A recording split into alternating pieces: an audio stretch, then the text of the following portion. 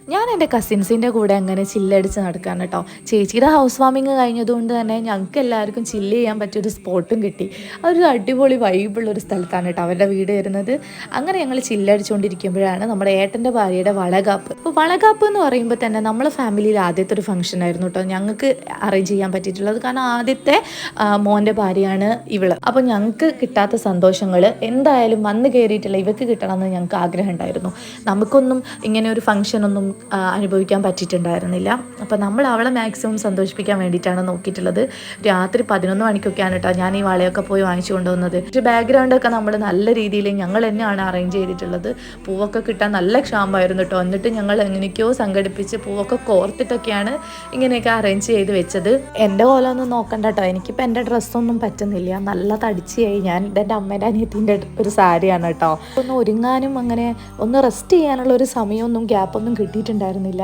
ഫംഗ്ഷന് ചെറിയൊരു സമയം നമുക്ക് കിട്ടിയിട്ടുണ്ടായിരുന്നു. വിളിക്കാൻ വേണ്ടിയിട്ട് വന്ന സമയം കുറച്ച് ലേറ്റ് ആയിപ്പോയി. അതുകൊണ്ട് തന്നെ അരമണിക്കൂറേ നമുക്ക് കിട്ടിയിട്ടുണ്ടായിരുന്നുള്ളൂ. നമുക്ക് ഫംഗ്ഷൻ അവർ വന്നതിന് ശേഷമല്ലേ നടത്താൻ പറ്റുള്ളൂ. അത് കഴിഞ്ഞിട്ട് ഫുഡൊക്കെ കഴിച്ച് ഇറങ്ങുന്ന ഒരു സമയം വളരെ ചെറിയ സമയമായിരുന്നു. അതൊക്കെ കഴിഞ്ഞ് അവൾ പോയതിന് ശേഷം ചെറിയൊരു സെലിബ്രേഷൻ ഉണ്ടായിരുന്നു അവിടെ. നമ്മുടെ സുനീഷേട്ടൻ്റെ ബർത്ത്ഡേ ആയിരുന്നു കേട്ടോ. സുനീഷേട്ടൻ്റെ ബർത്ത്ഡേ എന്ന് പറഞ്ഞു കഴിഞ്ഞാൽ നമുക്ക് എല്ലാവർക്കും നല്ല സന്തോഷമുള്ള ഒരു സമയമാണ്. സുനീഷേട്ടനോട് ഒന്ന് അഭിനയിക്കാൻ പറഞ്ഞതാണ് കേട്ടോ സർപ്രൈസ് ആയത്. സർപ്രൈസ് കുറച്ച് നേരത്തെ പൊളിഞ്ഞിട്ടുണ്ടായിരുന്നു. കേക്കൊക്കെ സുനിഷേട്ടൻ കണ്ടിട്ടുണ്ടായിരുന്നു ഓൾറെഡി. പിന്നെ പക്ഷേ ഞങ്ങൾക്ക് സുനിഷേട്ടൻ്റെ ബർത്ത്ഡേ ഇതുവരെ ഞങ്ങൾക്ക് ഒരുമിച്ച് സെലിബ്രേറ്റ് ചെയ്യാൻ പറ്റിയിട്ടുണ്ടായിരുന്നില്ല.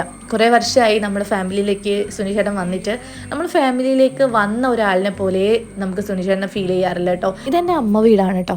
അമ്മ വീട്ടിലുള്ള ആളുകൾ എന്ന് പറഞ്ഞു കഴിഞ്ഞാൽ നമ്മൾ ഏറ്റവും വിഷമിക്കുന്ന സമയത്താണ് ഇവർ നമ്മളെ ചേർത്ത് പിടിക്കുന്നത്. നമ്മൾ സന്തോഷങ്ങളിലൊക്കെ ചിലപ്പോൾ അവർക്ക് വരാൻ പറ്റിയില്ല എന്നൊക്കെ വരും.